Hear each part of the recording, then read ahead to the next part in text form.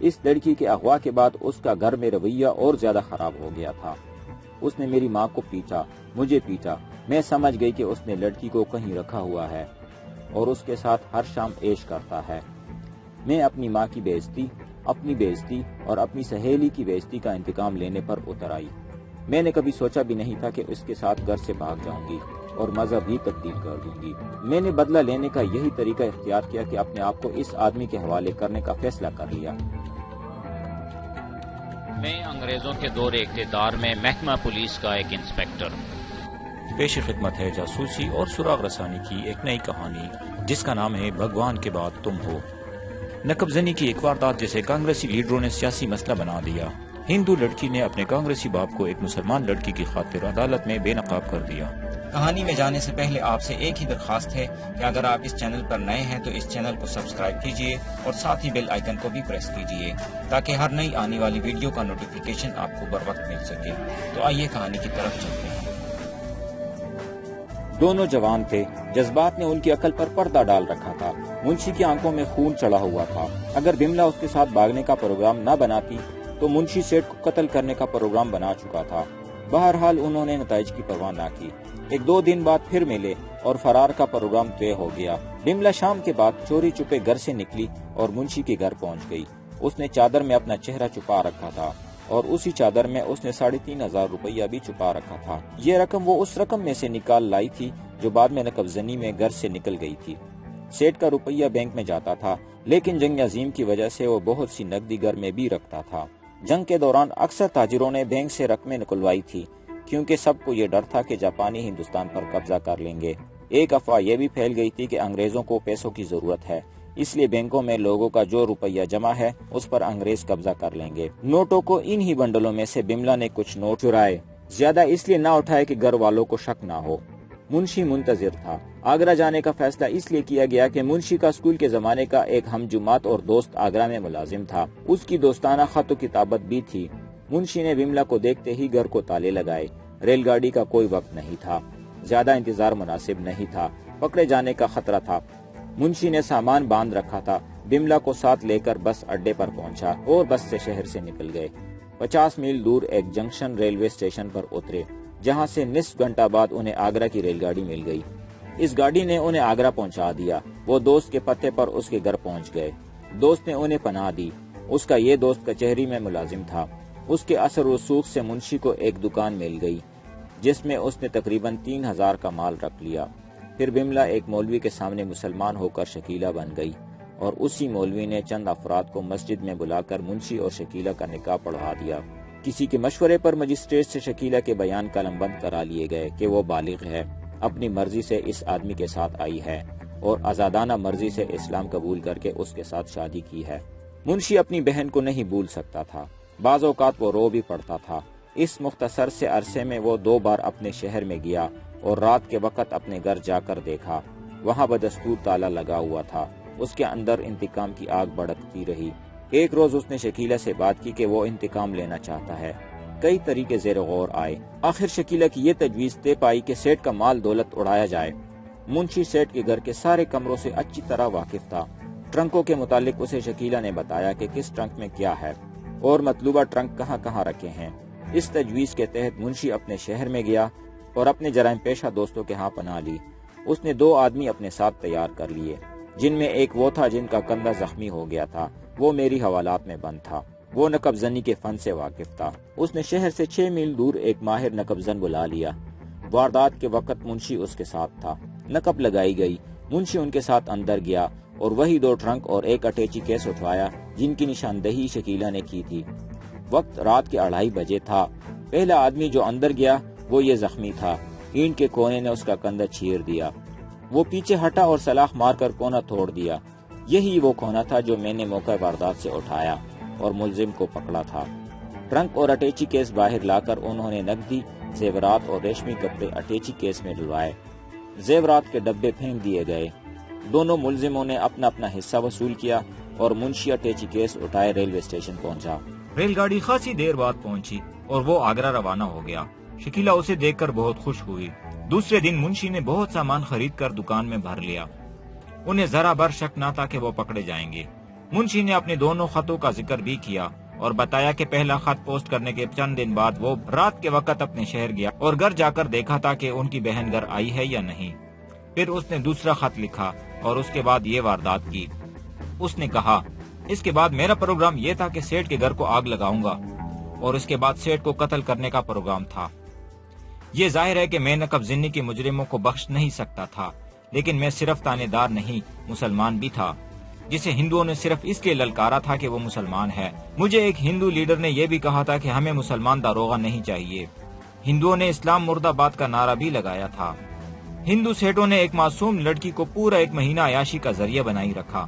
مجھے اس کا بھی انتقام لینا تھا۔ مجھے شکیلہ کا تحفظ بھی کرنا تھا، جس نے اسلام قبول کر لیا تھا اور اپنے شرابی، عیاش اور ہندو باپ سے انتقام لینے کی کوشش کی تھی۔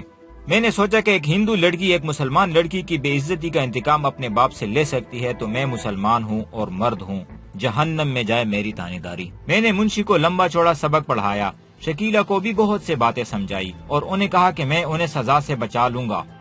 میرا سبق مختصراً یہ تھا، منشی سے میں نے کہا کہ وہ تیسرے ملزم کی نشاندہی نہ کرے، یہ خواہش ظاہر کرے کہ میں اقبال جرم کرنا چاہتا ہوں۔ اپنے ساتھ زخمی ملزم سے بھی یہی کہلوائے۔ میں انہیں مجسٹریٹ کے پاس لے جاؤں گا اور ان سے کہوں گا کہ ان کے اقبالی بیان قلم بند کیے جائے۔ طریقہ یہ ہوتا ہے کہ مجسٹریٹ ملزم کو اپنے چیمبر میں بٹھا کر پولیس کو باہر نکال دیتا ہے اور ملزموں سے کہتا ہے کہ وہ اقبالی بیان دے یا نہ دے، وہ آزاد ہیں۔ اگر ملزم اقبالی جرم نہ کرنا چاہیں تو انہیں پولیس کے حوالے نہیں کیا جاتا بلکہ جیل کی حوالات میں بھیج دیا جاتا ہے۔ میں نے منشی سے کہا کہ جب وہ مجسٹریٹ کے پاس جائیں تو وہاں کہہ دے کہ تھانے دار ہم پر بے رحمی سے تشدد کرتا رہا ہے، جس سے تنگ آ کر ہم نے کہا ہے کہ ہم اقبالی بیان دینا چاہتے ہیں، جبکہ حقیقت یہ ہے کہ ہم نے کوئی جرم نہیں کیا۔ میں نے شکیلہ سے کہا کہ وہ مجسٹریٹ کے سامنے یہ بیان دے کہ تھانے دار مجھے ڈراتا رہا اور کانسٹیبلوں سے مجھے بے آبرو کرانے کی دھمکیاں بھی دیتا رہا۔ میں فلانے سیٹ کی بیٹی ہوں، آگرہ میں فلانا مجسٹریٹ کے سامنے بیان دے چکی ہوں۔ میں اپنی مرضی سے اس کے ساتھ گئی تھی، مسلمان ہوئی اور اس سے شادی بھی کی۔ میرے باپ نے انتقام کے لیے ہمیں گرفتار کرایا ہے۔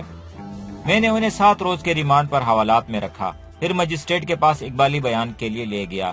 منشی بہت چالاک آدمی تھا، اس نے ایک دلچسپ حرکت کی۔ وہ جو ہی مجسٹریٹ کے سامنے گیا، ٹیورا کر گرا اور بے ہوش ہو گیا۔ دوسرا ملزم سر پکڑ کر بیٹھ گیا اور شکیلہ نے رونا شروع کر دیا اور یوں مجسٹریٹ کو یہ تاثر دیا کہ پولیس نے انہیں اذیتیں دے کر بے حال کر دیا ہے۔ منشی 5 منٹ بعد ہوش میں آ گیا۔ مجسٹریٹ انہیں چیمبر میں لے گیا۔ میں کانسٹیبلوں کے ساتھ باہر انتظار کرتا رہا۔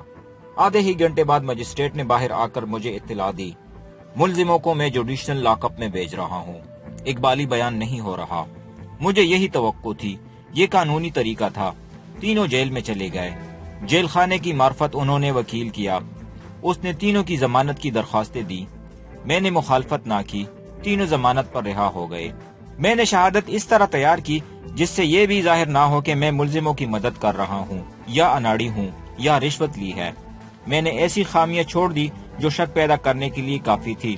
منشی وغیرہ کو میں نے سب کچھ سمجھا دیا تھا۔ کیس کورٹ میں گیا، میں نے شہادتیں پیش کی اور یہ منظر دیکھ کر مجھے دلی مسرت ہوئی کہ سیٹ گواہی دینے آیا تو اس کی اپنی بیٹی ملزموں کے کٹہرے میں بیٹھی ہوئی تھی۔